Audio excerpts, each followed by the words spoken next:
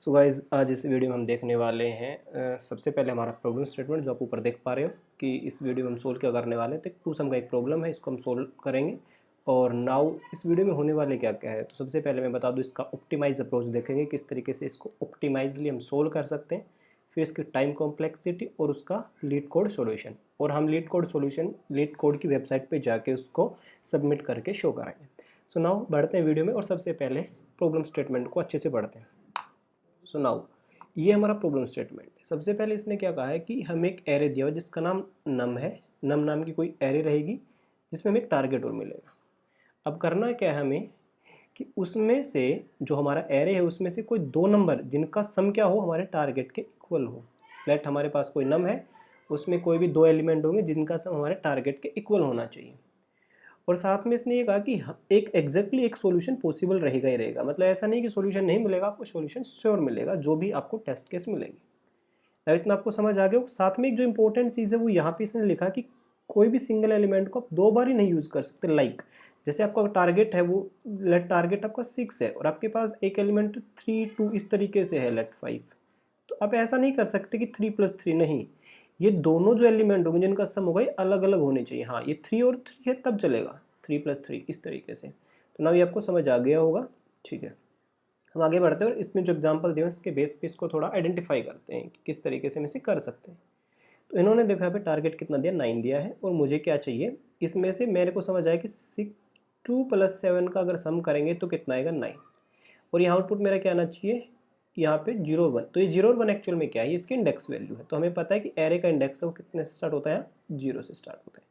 तो ये 0 और 1 को जब ऐड किया, इंडेक्स 0 पे जो वैल्यू और इंडेक्स 1 पे वैल्यू ऐड किया तो हमें 9 मिल गया। सिमिलर वे में इसमें देखो हमें 6 चाहिए। नाउ वही बात है कि आप इसको दो बार यूज नहीं कर सकते, तो यहाँ पे 3 + 3 नहीं कर सकते आप। सो नाउ 2 + 4 ये हमें समझ आ गया। 2 + 4 का सम कितना होगा, 6 होगा। तो 2 + 4, अब 2 किस इंडेक्स वैल्यू पे, इस ऑन 1, एंड 4 कितने पे है, 2 इंडेक्स वैल्यू पे। नाउ ये समझ आ गया आपको। सो आज हम इसका देख रहे हैं ऑप्टिमाइज अप्रोच। आप इसको नॉर्मल ब्रूट फोर्स अप्रोच हमने प्रीवियस वीडियो में देखा था। अब ऑप्टिमाइज अप्रोच क्या हो सकता है, तो हम सबसे पहले इस एरो को यहाँ से उठा ले रहे हैं, ठीक है, और यहाँ नीचे ले आ रहे हैं। सो नाउ मेरा एरे क्या है, 3 2 4 और मेरा टारगेट क्या है, टारगेट है मेरा 6। चलो मैं पेन चेंज कर ले रहा हूँ। ओके नाउ अब मुझे क्या करना है, मुझे 6 चाहिए। तो सबसे पहले मुझे क्या करना है कि मेरा जो सबसे पहला एलिमेंट है, पहला एलिमेंट आया, मुझे पता है कि वो 6 नहीं है क्योंकि इसने कहा दो एलिमेंट का सम होना चाहिए। सिंगल एलिमेंट 6 से तो नहीं चलेगा ना। तो सबसे पहले मुझे समझ आ गया कि ये 6 से क्या रहेगा, कम तो रहेगा ही रहेगा। ठीक है, सो नाउ सबसे पहले मैं क्या करता हूँ कि मेरा रिक्वायर्ड नंबर है कि मुझे रिक्वायरमेंट क्या है। तो मैंने कहा टारगेट माइनस मेरा जो इंडेक्स जिस पे मैं फिलहाल हूँ, तो मैं हूँ एरे 0 पे। सो नाउ इंडेक्स मेरा 1 0 है तो मेरी वैल्यू है 3। तो मुझे क्या चाहिए, सबसे पहले 6 - 3 मुझे क्या चाहिए, 3। तो नाउ मैं जो रिमेनिंग एरे है इसमें 3 को चेक करूँगा। अगर 3 अवेलेबल है दैट मीन्स हमारा जो आंसर है वो हमें मिल जाएगा। नहीं है तो हम फिर आगे बढ़ेंगे। तो हमने देखा कि इस एरे में 3 नहीं है, तो हम जो रिक्वायर्ड नंबर है वो, अब हमारा क्या हो जाएगा, टारगेट 6 है। नाउ नेक्स्ट वैल्यू कितना, 2। मैं 2 माइनस करूँगा और मुझे क्या चाहिए, 4 चाहिए। तो आगे का जो एरे है मैं उसमें 4 को चेक करूँगा। हाँ, मुझे पता चल गया 4 जैसे ही मिला तो मैं 4 का इंडेक्स, इसका 4 का क्या है जो इंडेक्स वैल्यू है वो, और हमारा जो नंबर जो हम फिलहाल जिस पे थे उसका इंडेक्स वैल्यू मैं क्या करूँगा, प्रिंट कर दूंगा, उसको रिटर्न कर दूंगा। तो ये हमारा सॉल्यूशन रहेगा। सो नाउ ये तो समझ आ गया कि सॉल्यूशन होगा किस तरीके से। अब इसको आप क्या कर सकते हैं, तो दो लूप यूज करके कर सकते हो, बट वो हमारा ऑप्टिमाइज नहीं रहेगा क्योंकि वहाँ पे जो हमारा टाइम कॉम्प्लेक्सिटी है वो ऑफ n² हो जाएगा, जो प्रीवियस वीडियो में देखा था। और हमें कितना चाहिए, हमें चाहिए इसे ऑप्टिमाइज अप्रोच। तो हम ट्राई करेंगे कि इसको O ऑफ n में करें। सुनो, सबसे पहले क्या करता हूँ मैं क्या करता हूँ, अब यहाँ पे मैं जो अप्रोच यूज़ करूँगा मैं जावास्क्रिप्ट को यूज़ करते हुए इसको सोल्व करूँगा। बिकॉज हम फ्रंट एंड के लिए DSA देख रहे हैं तो बेस्ट रहेगा कि हम जावास्क्रिप्ट में ही काम करें। सो सबसे पहले मुझे क्या है, मैं मैप क्रिएट कर ले रहा हूँ, या मुझे कुछ ऐसा चाहिए जिसमें मैं सबसे पहले ये वैल्यू और इसको स्टोर कर दूँ और नाउ इसका इंडेक्स स्टोर कर पाऊँ। तो मैं क्या कर रहा हूँ, मेरा मैप यूज़ कर रहा हूँ। तो मैं सबसे पहले एक मैप क्रिएट कर ले रहा हूँ। तो जो भी आपको चाहिए, लेट मैंने कहा कि माई मैप करके कुछ मैंने क्रिएट किया, माई मैप। अब मैप क्या होता है, देखो जावास्क्रिप्ट में मैप होता है ऑब्जेक्ट की तरह ही होता है, बट मैप में क्या होता है, एक तो आप रिपीट नहीं कर सकते किसी भी की को, की वैल्यू पेयर में ही स्टोर करता है, की को रिपीट नहीं कर सकते। और ऑब्जेक्ट और मैप में जो सबसे बड़ा डिफरेंस है वो ये होता है कि मैप के अंदर आप जो की हो सकता है वो कुछ भी हो सकता है आपका, वो इंटीजर हो सकता है, वो आपका स्ट्रिंग हो सकता है, आप कुछ भी रख सकते हो। वहीं अगर आपका ऑब्जेक्ट है तो उसमें जो आपका की रहेगा वो ऑलवेज स्ट्रिंग रहेगा। तो इसलिए मुझे क्या है, स्टोर क्या करना है, मुझे नंबर स्टोर करना है, इसलिए मैं मैप यूज़ करूँगा। इवन आप ऑब्जेक्ट यूज़ कर सकते हो पर थोड़ा कॉम्प्लेक्स हो जाएगा आपके लिए। तो मैप को क्रिएट कैसे करते हैं, न्यू मैप से, न्यू मैप। तो ये मेरा एक मैप बन गया, मैंने मैप कंस्ट्रक्टर यूज़ किया और एक मैप बना लिया। अब मैं क्या करूँगा, मैं एक मेरा लूप स्टार्ट करूँगा, फॉर लेट आई कहाँ से स्टार्ट हो जाएगा, मेरा 0 से, क्योंकि मुझे पहले इंडेक्स को देखना। आई किससे, less than array dot length, जो भी मेरा एरे उसके लेंथ से छोटा रहेगा, और आई प्लस प्लस। मेरे हिसाब से यहाँ तक कोई दिक्कत नहीं है। मैप के बारे में मैं एक और वीडियो बना दूंगा जिसमें कि मैप कैसे काम करता हो, आपको पता होगा क्योंकि आपने जावास्क्रिप्ट पढ़ा है। तो मैप में अगर मैप में कोई वैल्यू स्टोर कर रहे हैं तो हम सेट डॉट सेट का यूज़ करते हैं। कोई वैल्यूज़ को हमें अगर फाइंड आउट करना है तो हम डॉट गेट का यूज़ करते हैं। नाउ अब मैं क्या कहता हूँ कि मेरा सबसे पहले लेट रिक्वायर्ड नंबर क्या है मेरा, मैंने कहा टारगेट माइनस क्या, एरे ऑफ आई। तो मुझे यहाँ पे मिल गया। लेट मैं साथ में अपना एरे भी लेके चलता हूँ, 3, 2 और 4, और मेरा टारगेट क्या है, 6 मेरा टारगेट है। नाउ मुझे अभी यहाँ पे क्या मिलेगा, सबसे पहले मेरा टारगेट 6 माइनस 3। अब मैं क्या करूँगा, मैं ये चेक करूँगा कि क्या मेरे मैप के अंदर 3 है। अब आप कहोगे क्या बात कर रहे हो आप, हाँ let me give me some time please. तो देखते हैं आगे, देखो अब मैंने क्या कहा कि मैं चेक करता हूँ इफ़, अगर मेरे मैप के अंदर if my map dot has, has इसके अंदर एक प्रॉपर्टी होती है जिससे आप चेक कर सकते हो कि क्या इसके अंदर अगर होगा तो ये ट्रू रिटर्न करेगा, सिर्फ फॉल्स रिटर्न करेगा। तो मेरे पास अगर मैप में क्या है, if my map dot has what, required value, so now do something, okay, else do something. मैं यहाँ पे रख दे रहा हूँ इसको, एल्स क्या करो, अगर नहीं है तो क्या करो, अगर नहीं है तो स्टोर करो। सबसे पहले हमें पता है कोई वैल्यू है ही नहीं तो हम स्टोर करेंगे। स्टोर क्या करेंगे इसके अंदर, देखो माई मैप